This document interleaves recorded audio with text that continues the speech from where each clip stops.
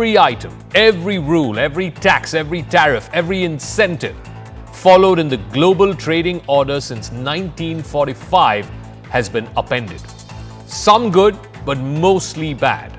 What's the good? Is there a silver lining for India, which will be charged at 27%, as opposed to the 54% for China or Vietnam at 46% and Bangladesh at 37%? We may be better off compared to some of our competitors, economic rivals, in this little oasis. But then the problem is, global trade is not an oasis. It's an ocean. And in an ocean, a rising tide lifts all, and a tsunami sinks all. Are the Trump tariffs the tsunami that we all feared? So, as promised, Donald Trump has imposed sweeping tariffs. He's called them a discounted reciprocal tariff, like he's doing the world a favor.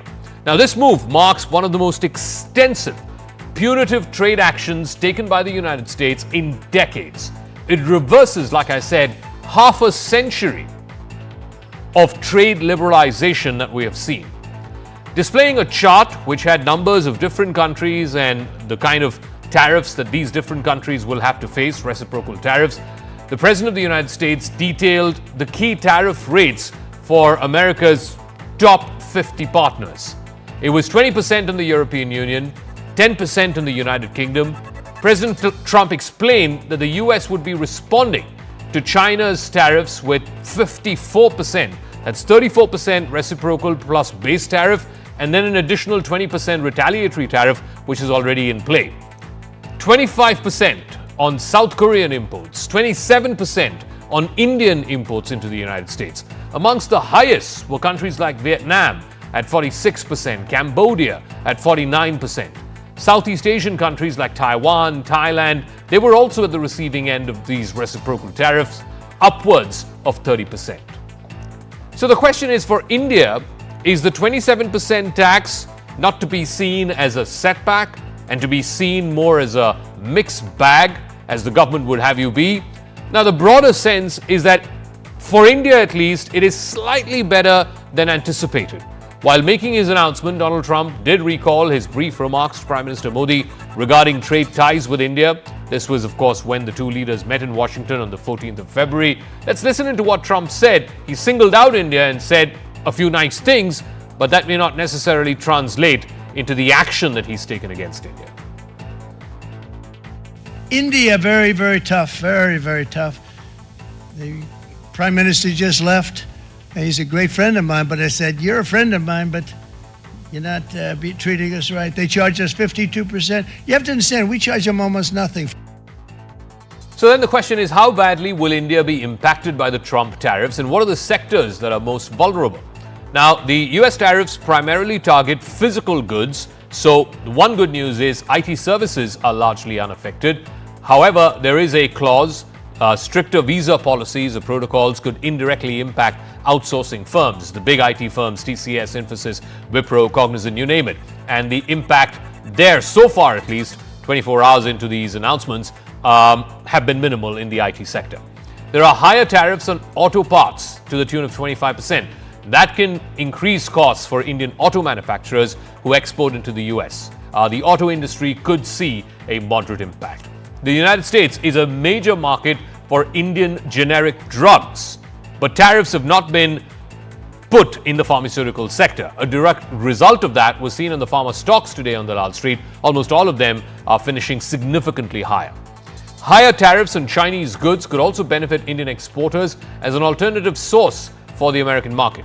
However, any retaliatory tariffs from India on US cotton exports could significantly disrupt supply chains. Steel and aluminum could also be highly impacted. Remember, the US has already imposed a 25% tariff on steel and aluminum imports. In fact, the last time Trump did that in 2018, it did affect Indian exporters. It is likely to do the same this time as well. So companies like Tata Steel, JSW Steel, they're all facing increased costs and reduced competitiveness when it comes to exporting into the US market. Electronics and machinery could also feel some heat. There's increased tariffs on Chinese goods, so that could shift some of the American demand to Indian manufacturers. But India's dependency on China for components, that could increase production costs and it may not be able to reap as much dividends as hoped for. Agriculture and food processing, that could be a mixed bag. Experts believe that this sector could see a restricted impact. Products like rice and spices and seafood to the US will face higher tariffs. But then there's a reason why India keeps high tariffs on agri-produce, and that is to protect the farm sector. So, what may be the impact on some of the other sectors? These tariffs could also gravely impact the $30 billion gems and jewelry export market. America accounts for about a third of all gems and jewelry exports that go from India. India's exports in cut and polished diamonds stands at $5.6 billion. Until yesterday, until before Mr. Trump's announcement, there was zero duty on cut and polished diamonds. But now the United States will levy 26%. So you've gone from 0 to 26 in just a matter of a day. On gold jewelry, the current duty ranges between 5.5% and 7%. That will jump to over 31% now. Lab-grown diamonds, that's a big area of interest right now. It amounts to about $800 million in exports from India. The duty on that will again go from 0 to 26%, all in a matter of one day. But then, why did I say at the top of the show that this could possibly be a silver lining for India? Negotiations are on for a bilateral trade agreement between India and the United States. The first round is already concluded last week when the U.S. Assistant Trade Representative was here in Delhi. India is eyeing further concessions from the Trump administration, of course, subject to India reducing its own tariffs on American products. The most significant aspect of Trump's executive order is Section 4C. What does Section 4C say? It says, and I quote, should any trading partner take significant steps to remedy non-reciprocal trade arrangements and align sufficiently with the United States on economic and national security matters, I may further modify the Harmonized Tariff Schedule, the HTS, to decrease or limit in scope the duties imposed under this order.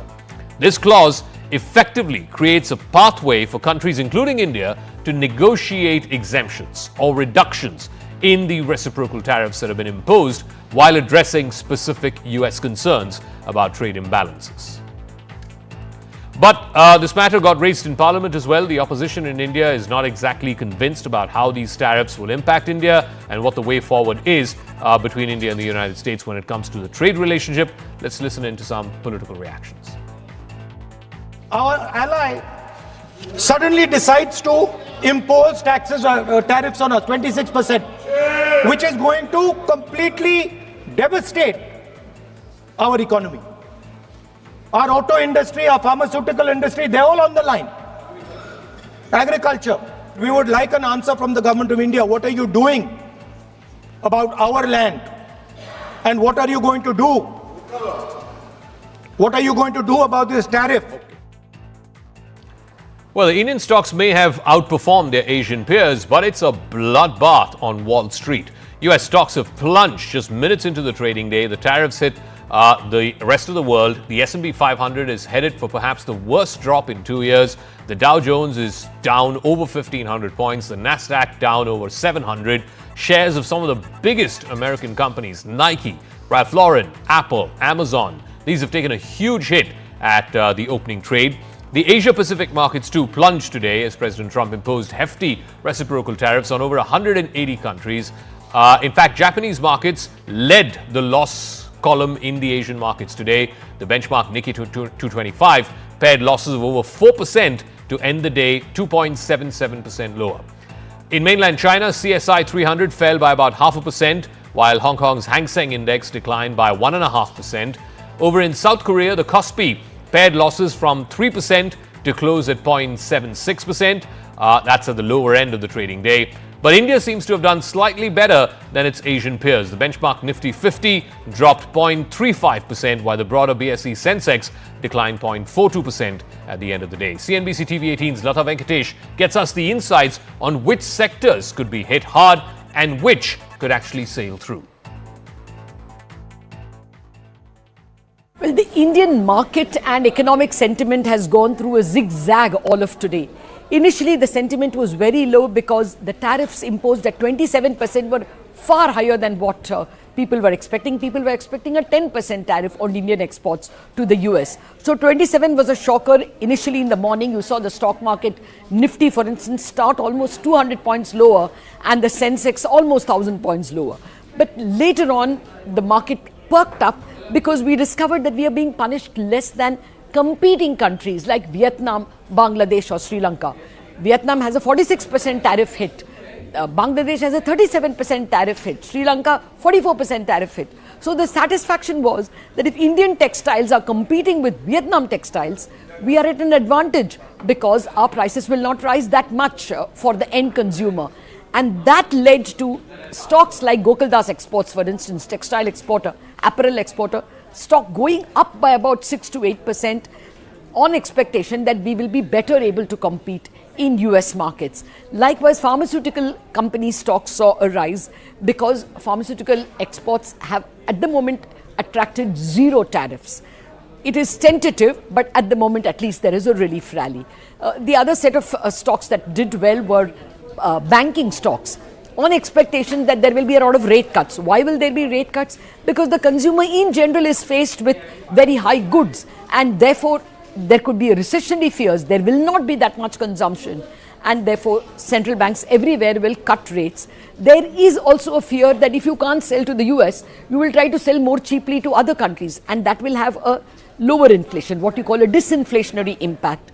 All told, that was positive for the banking stocks. What was negative? Auto stocks were very badly hit because automobile tariffs remain at 25% for the United States. Now, it's not as if we only our exports to the US would be hit. Auto ancillaries export to European companies as well. All of them are going to find this 25% tariff standing, and that would be a negative because then fewer European cars will also sell. That made auto ancillary exports, auto ancillary stocks suffer a bit in India. IT stocks suffered the most. Why? Because global businesses everywhere are in a state of uncertainty. They may not give contracts to Indian IT companies, and that led to a bit of negativity on that sector. All told, although today the hurt on the stock market was not very high, there is a general sense of unease when you speak to business heads. The unease comes from the fact that everywhere, because of the higher tariffs, goods may not be sold as much to the US. Exports to the US will go down, and that will mean that Indian exports to other countries also may suffer because of those economies not doing too well. The general sense is that global GDP can fall because of this uncertainty. All right, I want to go across straight to a very special guest who's joining us. Richard Quest is the presenter of CNN's flagship international business program and also business editor at large for CNN. Thank you very much, Richard, for speaking with us here on CNN News 18. So President Trump has imposed a staggering a bomb on the global trading order, if I can use that analogy. It's 26% reciprocal tariffs here on India, 54% on China, 20% on the European Union. Is this the worst case scenario? Has Trump gone too far? Is it worse than expected? Several points. Good. First of all, good evening to you. And yes, thank you for inviting me. So let's put this into perspective. The numbers that we announced yesterday were worse than were expected. Absolutely. No one had quite expected him to go this far, both whilst the lower level, the minimum tariff of 10% was okay, it was these sort of reciprocals that caused most of the attention. And could it get worse? Absolutely. Because what the president has said and what the Treasury Secretary said on CNN is that if other countries retaliate, which is quite reasonable, all things considered, but if they were to retaliate, there would be an escalation. If you take India, between the tariff rate nominal that's been put on and the rate that they say is the real tariff, you still got a lot of wiggle room which you could add on if the administration decides to escalate further. So I would say the risk is still very much there. Absolutely. So how do countries respond to this? I mean, what are the broad bucket of responses that you've seen from China, from the European Union? There are one set of countries who are saying that, look, we're going to put retaliatory tariffs. We can't just sit back and take these hits. And at the same time, there are other countries, India being one example, which are still trying to sort of reason out with Trump, would try and sort of, butter him up a bit in the hope that they can get some kind of a trade agreement with Trump. And then, as per the notification issued by the White House yesterday, Trump has said there is a clause where he can reduce these tariffs if he's convinced that the trading partner is doing enough, in his view, for American business interests. Every country will have its own strategy dependent upon its position and purpose. Good example, China. It knows it has to have a strong response to the more than 50%. It will probably respond in a brutal way. The European Union, 20%. It doesn't want to antagonize, but it needs to be seen to be strong, probably going to wait and see to see whether there can be a negotiation. Australia, the lowest level of 10%, but Albanese is fighting an election in the next month. He can't afford to be seen to be weak, so he has to balance between seemingly saying to the Australian public, I'm being firm, versus let's not go too far. Mark Carney, the same in Canada. You take India's position. India, the Prime Minister, Modi, will want to show, look, I'm friends with Trump. I believe I can get a deal. Let's wait and see. We'll wait and see until the last possible moment. But here's the question that needs answering. What can he give this transactional president? What is the quid pro quo for bringing down the tariff rate? How can he buy off Trump? That's the question, the real question that needs to be asked in India. Let's talk a little bit about the market reactions. Obviously, they've plunged across Asia, across Europe, and now, of course, the American markets have opened, and the Dow, last I checked, was over 1,000 points down. The Nasdaq was down 700. It's a bloodbath on Wall Street. And people are saying, will it be as bad as what we saw in 2008, the global financial crisis, or is that an outlier situation that you think may not happen this time around?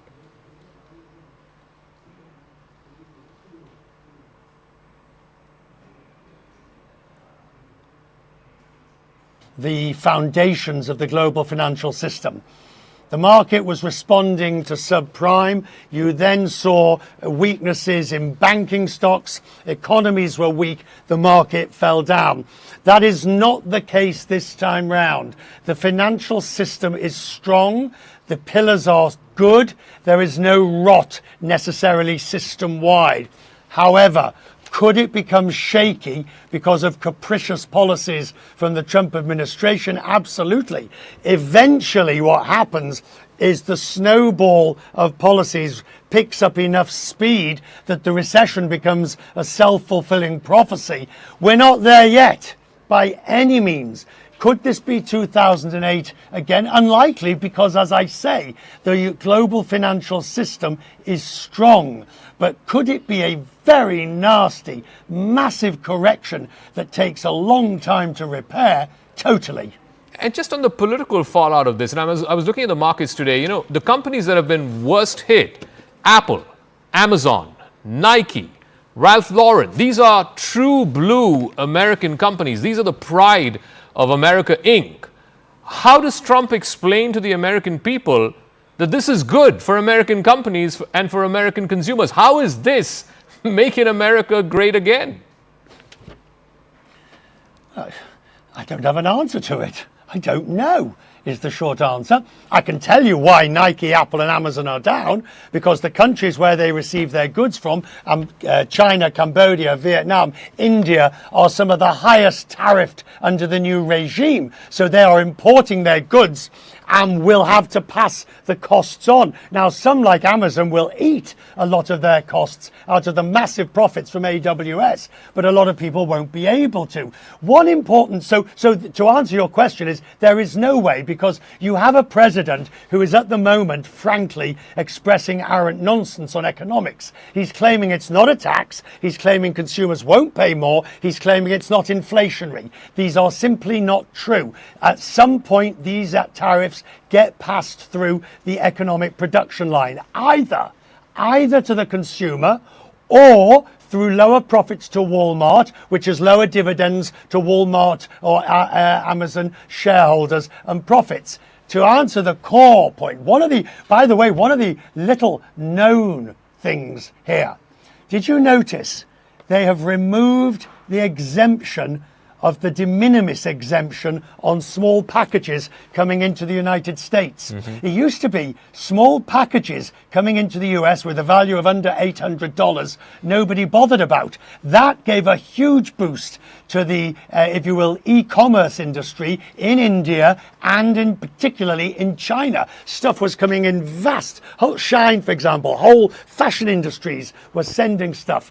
That de minimis exemption has now gone. So small packages, shirts, dresses, frocks, $50, $100, will now go through the system. It will take time. It will slow it down. It will completely rewire, in a sense, the e-commerce industry. But finally, let's be honest about this. J.D. Vance, the US president, was on television this morning here in America, and he made the point. This is a big change. It is meant to be a big change. It is meant to rewire the network of global trade. So you and I can discuss and negotiate and argue about, was this the right way to do it? Most people think it wasn't. But the philosophy behind it, the philosophical backing, is to rewire global trade. All right. I'll get one final question from you, Richard, and that's on India. As you know, India faces a 26% tariff that Trump has now imposed. The silver lining, and a lot of people here in India are saying this, including some folks in government, that the silver lining is that, look, we're better off than China at 54%, and Vietnam at 46%, and Bangladesh at 37%. Do you necessarily think that might actually help move some of the manufacturing to India? I mean, here in India, we've been talking about China +1 for God knows 5 years plus. We haven't quite seen that yet. Do you think this might actually benefit India because it's 3, 4, 5, maybe 10% lower than its Asian peers? Oh, you mean classic Schadenfreude. You take pleasure from the misery of others. Yes, of course. I mean, let's face it, Cambodia, Vietnam, and many of these countries were the beneficiaries of the 2017-18 Trump tariffs, where production moved out of China into India, into these countries. Now you're basically saying, oh, look, where should we go now? Oh, yes, that's less. Let's move the pieces round and see which is the lowest tariff. So you get people saying, you get business leaders in India going to companies saying, hey, we've got spare factory capacity in our country. Come over here, we'll make your stuff. We can send it to the US for 24%. I think that will be part of the strategy. I think it'll be a mistake, frankly, because I think the better strategy is to say, how can we restructure the Indian economy so that it doesn't get hit in the first place, so it becomes competitive and does not do with what you're talking about, which is a classic 20th century, 19th century, beggar thy neighbor policy of a race to the bottom. All right. And in big picture, do you see, China being the big beneficiary of this? I mean, look, Trump's problem is he thinks that the existing global trade order is ripping America off. He's used that phrase a number of times.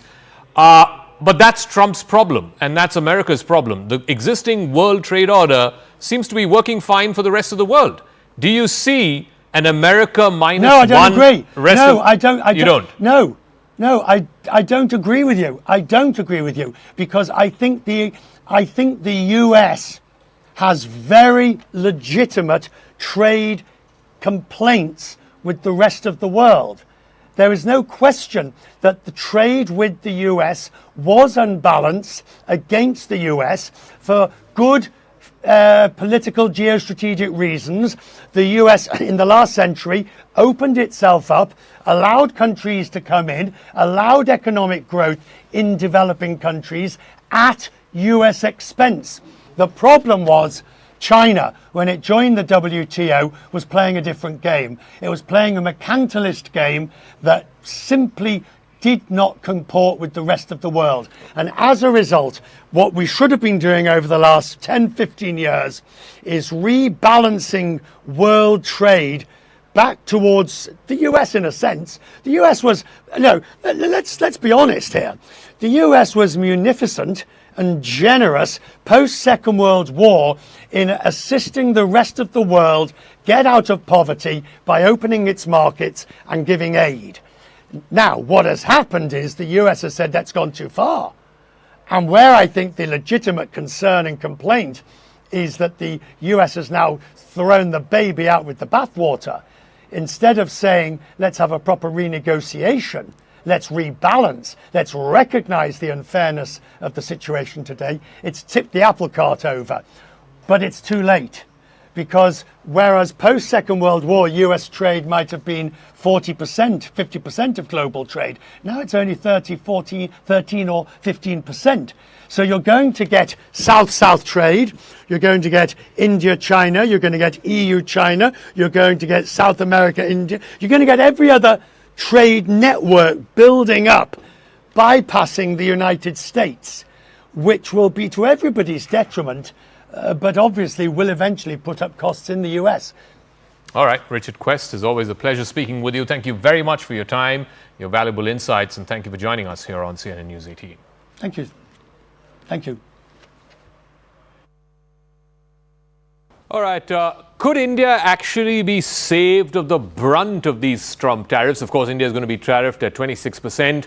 The silver lining, if you were to look at one, is the fact that China will be tariffed at 54%, Bangladesh at much higher, Pakistan at higher, Vietnam at over 40%. Let me go across to Devina Mehra. She's chairperson and managing director of First Global, an investment firm. Thank you very much, Ms. Mehra, for speaking with us. What is your first takeaway when you heard the number 26%, reciprocal tariffs plus baseline tariffs on Indian products going into the United States? The markets seem to have, given out the message that, okay, we can handle this. This is not as bad as we thought. Was that your reaction as well? Yes, but you have to remember this is kind of the first throw of the dice. So this is not the end of the game. This is the beginning of the game as far as the way Trump is playing it. But coming back to the tariffs themselves, the trade is always about relative advantage. It is not about absolute numbers. So the 26% tariff puts Indian goods and services at a 26% disadvantage to anything which is manufactured in America. Mm-hmm. Now that's the key part, that how much of our exports can be replaced by American produced goods. And I don't think it's a whole lot. Also because if the US unemployment has been low, basically the labor markets have been very tight, and overall it will become even tighter as you are throwing out immigrants, which possibly are the category that can provide the cheap labor. So, it puts you at a disadvantage versus the Americans, but they are probably not your competitors for the most part. And a lot of things, as you mentioned, many of the Asian countries have higher tariffs, China, Vietnam, Bangladesh, etc., Sri Lanka even, where you might be competing with things like garments or gems and jewelry. Korea, Japan are in the same range as India. So, of course, this tariff calculation and the way it's been handled has been bizarre, to say the least. There are tariffs against uninhabited islands in Antarctica and so on. And the fact is that it seems to have been calculated not on the basis of the tariffs themselves, but on basis of the trade deficit that US has with countries.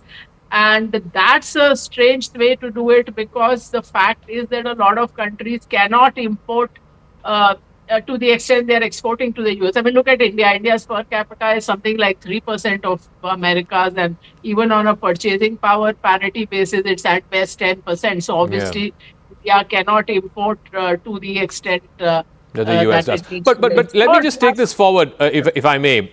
How does India play this now? Obviously, Mr. Trump has given this window and said, okay, you're negotiating this bilateral trade agreement. If I'm convinced that, you're looking out for US interests and you're not, quote unquote, ripping us off, then I'm willing to relook at this country-specific reciprocal tariff. Is that the best way for India to play this, to try and try and get through this bilateral trade agreement, this arrangement that we're negotiating right now as quickly as possible, so as to mitigate the pain of these reciprocal tariffs? So, I mean, different countries are taking, some countries are taking an aggressive stance saying we'll put reciprocal tariffs, or, one other thing which is available to countries is depreciating their currency. So, as I said, this is the beginning of the game, and in game theory, there are very many players and there will be very many rounds of this game. As far as India is concerned, I remember attending a function where the finance minister was on stage, and it was a long interview, but for me, even then, the key takeaway was that the day of multilateral agreements is gone, and now every agreement has to be bilateral and has to be negotiated, keeping our interests in mind. So let us see how we play this in terms of various industries and various. And very quickly, ma'am, I know you don't, I don't want you to give me any specific company recommendations in that sense, but do you think there are certain sectors that might do better, let's say in the immediate term, in the next 3 to 6 months, and certain sectors that may not do as well? So if you're a person sitting with some money to invest, what will be the sectors that you will be looking at from an Indian corporate layout? That's an exercise we are still doing. So I would not like to give the because I don't have the final numbers yet, and this is not an easy thing to calculate. It's a fairly complex exercise. But let's say from how the markets reacted today, pharma, IT, some financials, these seem to be the ones that were outperforming. No, IT didn't do well. Pharma did well. IT did not. IT was the other end of the spectrum. And IT, to my mind, more than the tariffs, the risk is that all this might hurt the U.S. economy. Correct. Because doing this, definitely whatever it does to India or China or XYZ country, it increases costs for American consumers. Correct. So that means inflation. As it is after Mr. Trump took over, consumer confidence has been going down because the citizens don't like uncertainty. So you have inflation going up, consumer confidence going down.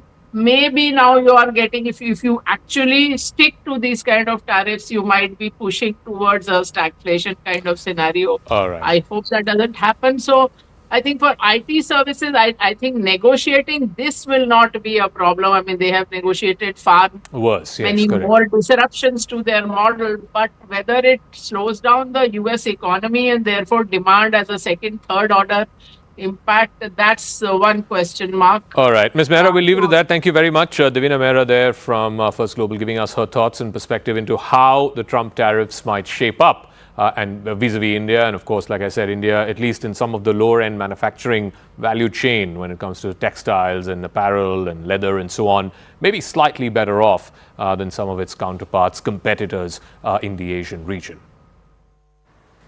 So like I said, this is completely upending the global trading order as we know it, certainly the global trading order since 1945, since the end of the Second World War. Because if you have to go back to the similar levels of tariff that Trump has today imposed, you have to go back all the way to the 1920s and 1930s to what was called the Smoot-Hawley Act. In 1930, the U.S. Congress passed the Smoot-Hawley Act, as per which every item that was imported into the United States was tariffed quite exorbitantly. What was the result? It led to 4 years of what was called the Great Depression, and eventually 4 years after that, it led to the Second World War. Why then is Trump doing this? Here's a deep dive.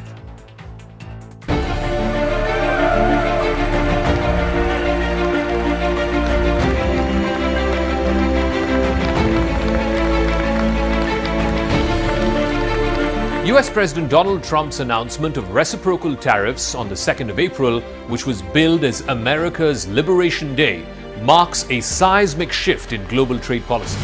It will have cascading effects on economies worldwide, both big and small. The reciprocal tariff policy, which imposes a baseline 10% tariff on all US imports, alongside targeted levies as high as 50% on some specific countries, is the most aggressive protectionist trade shift that we have seen since the 1930s. While Trump and his team have painted this as a corrective measure, to try and supercharge domestic American industry and dismantle foreign trade barriers, this move has ignited fears of stagflation, breaking up of the global trading order, and potentially ushering in a global recession.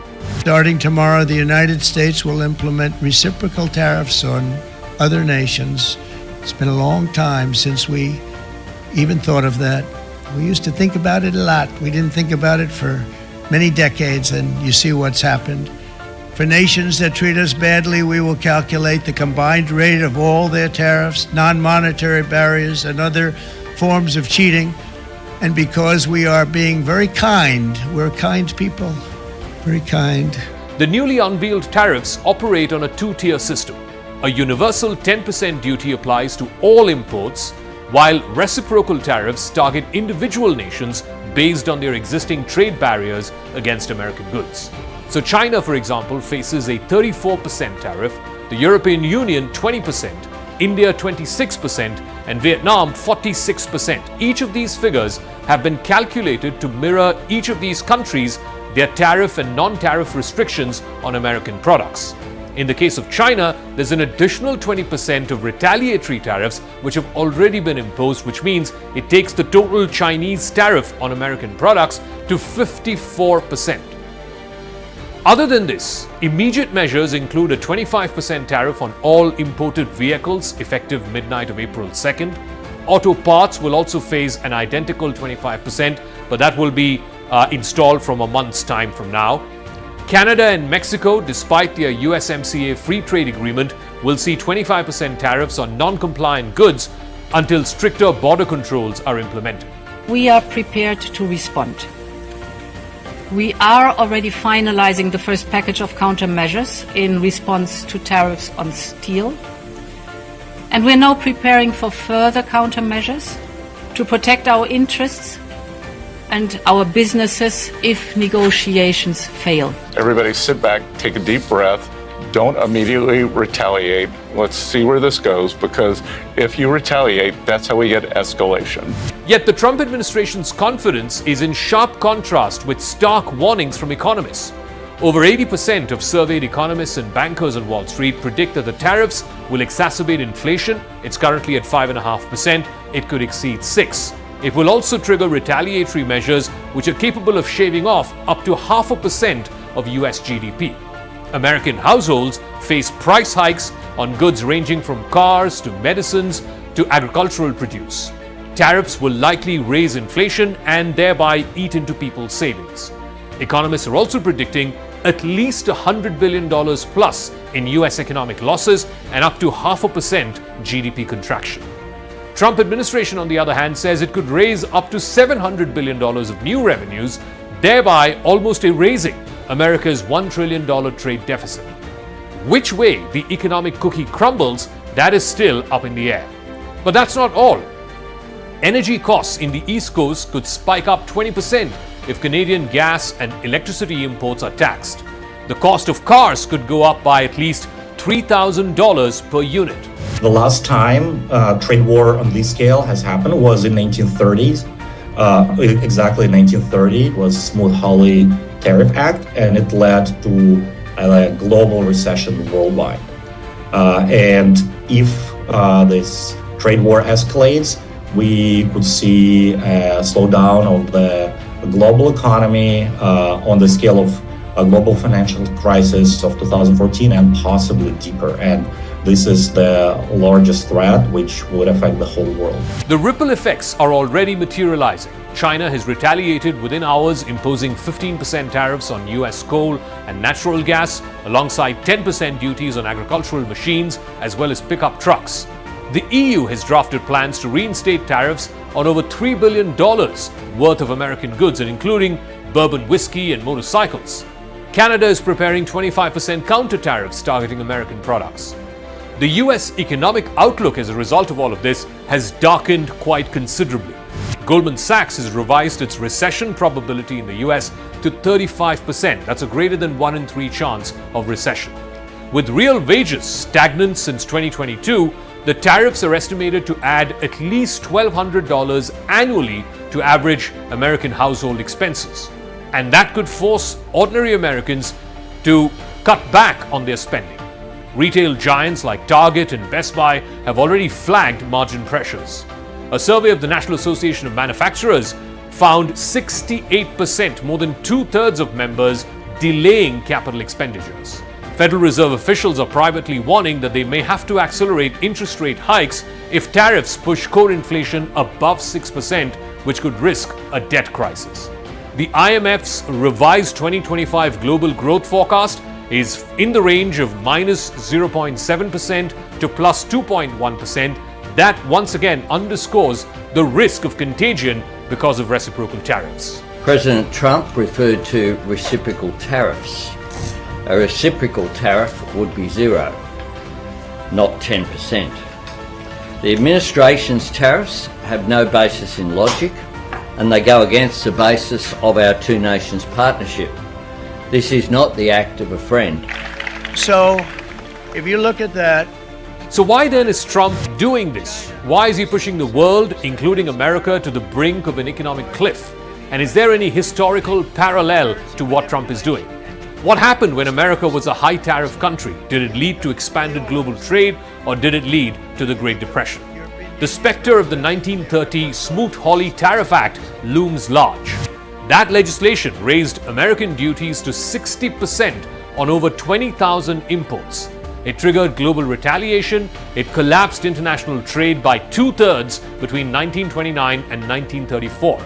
It was called the Great Depression. Eventually, the Depression also led to the Second World War. During that time, American exports plummeted more than 60%, exacerbating the unemployment crisis because of the Great Depression. Recovery came only after the Second World War through post-Bretton Woods institutions like GATT, which later became the World Trade Organization or the WTO. And these have been systematically, over the last 50 years, reducing tariffs. Trump's tariffs are currently less extreme than the Smoot-Hawley peak rates, but the risk is the same, that of economic stagnation. The 10% that Trump is levying as universal tariffs mirrors the 1930 Smoot-Hawley Act and its across-the-board approach, while targeted rates, whether it's 46% on Vietnam, 54% on China, 26% on India, it is exceeding or in the same ballpark as the 30% average U.S. tariff during the worst of the Great Depression. The next few months and years will decide if Trump took the entire world, including America, back 100 years or so, or has he prepared his country, America, to be made great again. I want to shift focus now from the tariff story to the other big story, the political story of the day. The Waqf Amendment Bill was passed in the Lok Sabha late Wednesday night after an over 12-hour-long marathon debate. The voting took place much after midnight. It concluded by 2 a.m. after the Lok Sabha MPs voted on the amendments moved by some of the opposition members. While two of those amendments were agreed upon, the rest were defeated. The bill was eventually passed by the Lok Sabha after 288 votes were cast in favour and 232 against. It moved to the Rajya Sabha next, where the discussion is currently underway. Union Minority Affairs Minister Kiren Rijiju, who tabled the bill and kicked off the debate, said that the new bill will be named Umeed, as it rights several historical wrongs. Opposition MPs vehemently rejected the claims of the government. Now, the Lok Sabha number game was a cakewalk for the government, but could the Rajya Sabha be a little more tricky? The total strength in the Rajya Sabha is 236. To pass the bill, the ruling NDA needs 119 votes. And with the support of independents and nominated members, the count reaches 122. The opposition holds 116 votes, while many are still undecided. कई वक्त property है या संस्थाएं हैं बाहर में बहुत गरीब अवस्था में भीख मांगने वाला भी मैंने देखा है। क्यों काम नहीं आ रहा है? अगर सही तरीके से वक्त प्रॉपर्टी को हम डेवलप करेंगे तो मैं कह सकता हूं अगले 3-4 साल के अंदर में करोड़ों गरीब मुसलमानों का जिंदगी आबाद हो जाएगा। इनको ये समझ में नहीं आ रहा कौन सा मुद्दा उछाले तो इन्होंने वक्फ बोर्ड को लेके आया, इस एक्ट को लेके आके कम्युनल पोलराइजेशन करने का काम कर रहे हैं। आप कह रहे हैं कि हम अपील कर रहे हैं, आप पोलराइज करना चाह रहे हैं। ये ध्वनि देने की कोशिश हो रही है। मैं इसको सबसे पहले एक जिम्मेवार राजनीतिक दल के राष्ट्रीय अध्यक्ष के रूप में इस ध्वनि को समाप्त करके इस नैरेटिव को जो बनाया जा रहा है उसका पुरजोर विरोध करता हूं।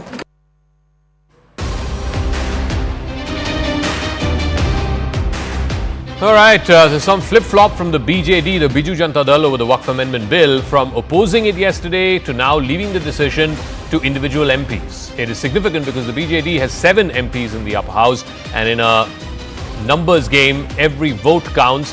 Let me go across to Payal, who has more details on this. So what explains this? Initially, they said they're going to vote against the bill. Now, individual MPs can vote the way they want to. There's no whip on them. What led to this change? You know, that's a surprise for everybody, Zaka, because I did ask the BJD MPs that what really led to the change of heart. They just said that the top brass has indicated certain things and they're doing exactly what the top brass really has asked. And frankly speaking, the BJD has always been a fence-sitter party. They have been more tilted towards the BJP on multiple occasions. That's why the strong opposition parties, the original opposition parties, have never trusted the BJP and their stand as well. And mind you, the BJP did not have a single MP in the Lok Sabha, but they do have 7 MPs in the Rajya Sabha as well. So it is given to understand the possibility that most of their MPs will either abstain from voting or vote in favor of the bill. That's something which has been arrived at. So it's a very interesting development coming to the fore, given the fact that the bill is going to be passed tonight.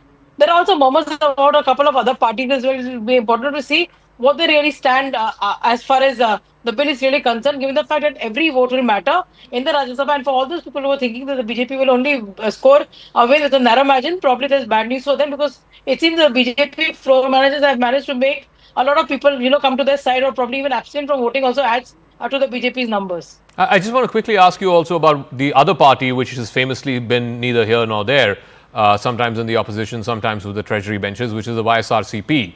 Any word on how they are likely to vote? Well, the YSRCP leadership, and I did speak to Mr. Subba Reddy, who's the leader of the parliamentary party for them in the morning. He said that they're going to oppose the bill. But there are a lot of murmurs saying that they've possibly also very quietly changed their stand and probably not issued a whip as well. So the BJD for certain has not issued a whip.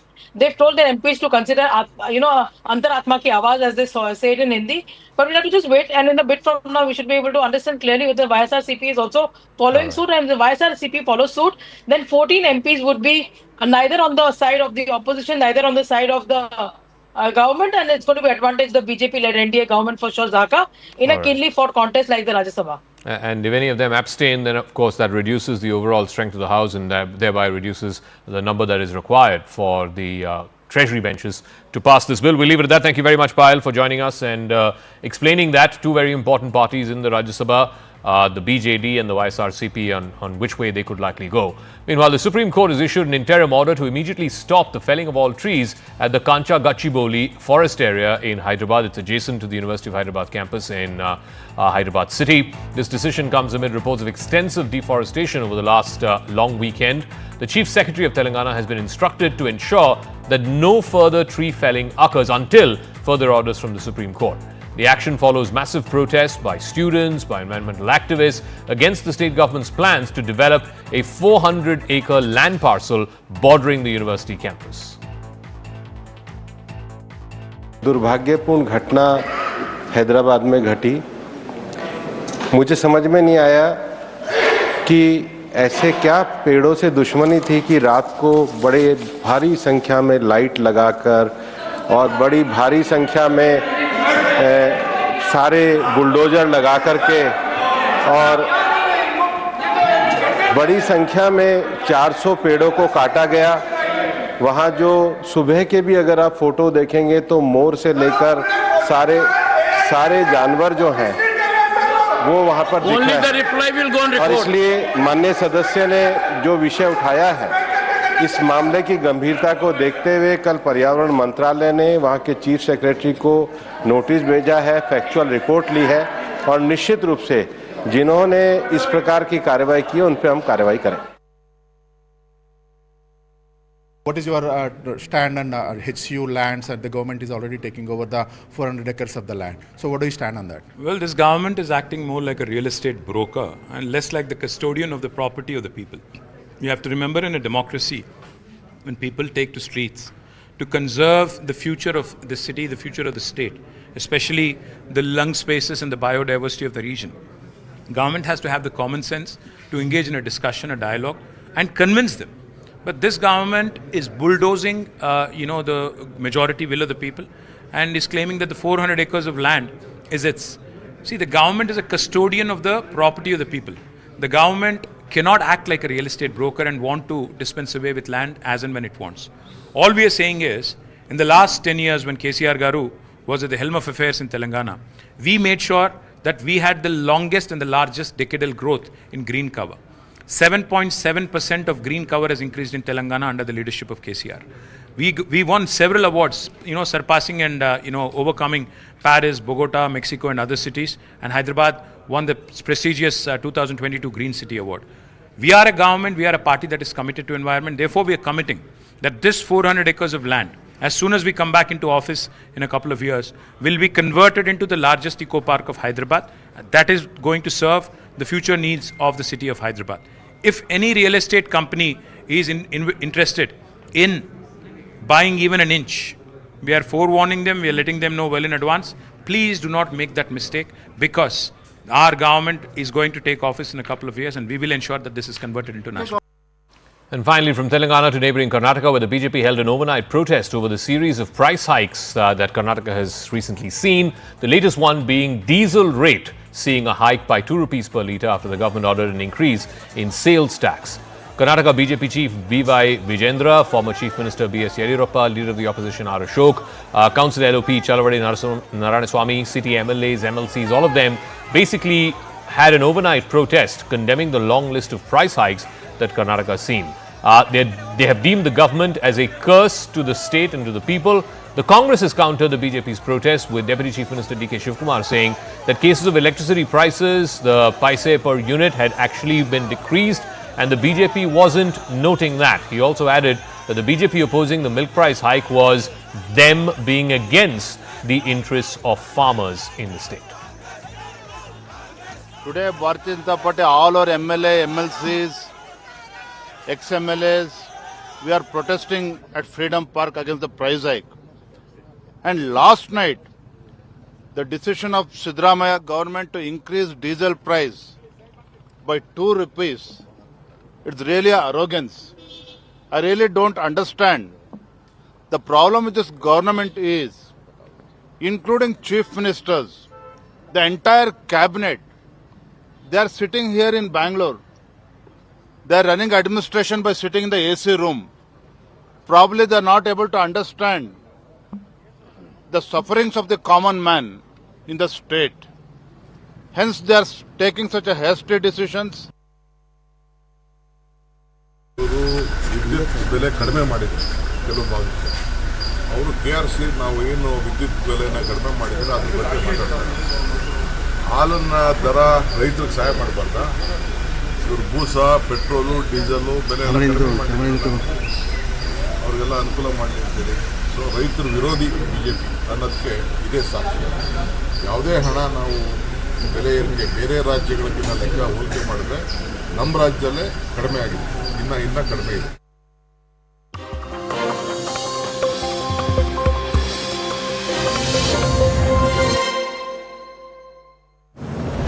With the baton of power set to shift, Bharat's youth will drive the next wave of change.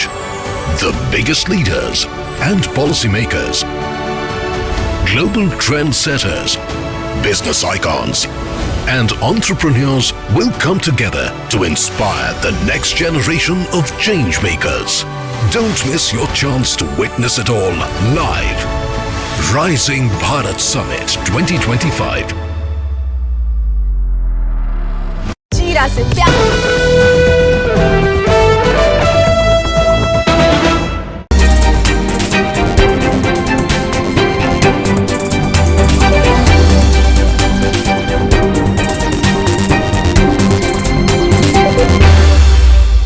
The tariffs deepen a trade war he kicked off on his return to the White House and reverses decades of trade liberalization that have shaped the global order. He used a poster to illustrate reciprocal tariffs. They like me, I like them. Including 34% on China and 20% on the European Union. Trading partners are expected to respond with countermeasures of their own that could lead to dramatically higher prices for everything. Effective at midnight, we will impose a 25% tariff on all foreign-made automobiles. Meanwhile, A separate set of tariffs on auto imports that Trump announced last week will take effect starting on April 3rd. Economists have warned that tariffs could slow the global economy, raise the risk of recession, and increase living costs for the average U.S. family by thousands of dollars. April 2nd, 2025 will forever be remembered as the day American industry was reborn, the day America's destiny was reclaimed. President Trump dropped a bomb today on the global economy. He announced 10% tariffs on all countries and special, much higher tariffs on specific countries. Stock markets are falling on this news, which came late in the afternoon after American markets closed. He's keeping a campaign promise. He talked about a 10%, what he called universal tariff on all imports. And he's hitting most countries with that, but he's also singled out about 60 other countries for specific, very high tariffs. For example, he's putting what he calls a reciprocal tariff of 34% on China. And that is meant to make up for the trade barriers that China imposes on the U.S. These tariffs are paid by American importers and will be likely passed on to consumers. The president says that this is going to attract a massive boom of investment into the United States as companies, if you make the stuff in the U.S., as the president says, you don't have to pay the tariff. So he's predicting billions of investment in the United States and lots of factory jobs. Economists are very skeptical. They think that tariffs push up prices. They make the economy less efficient. They hurt companies, American factories that have to import equipment to make their own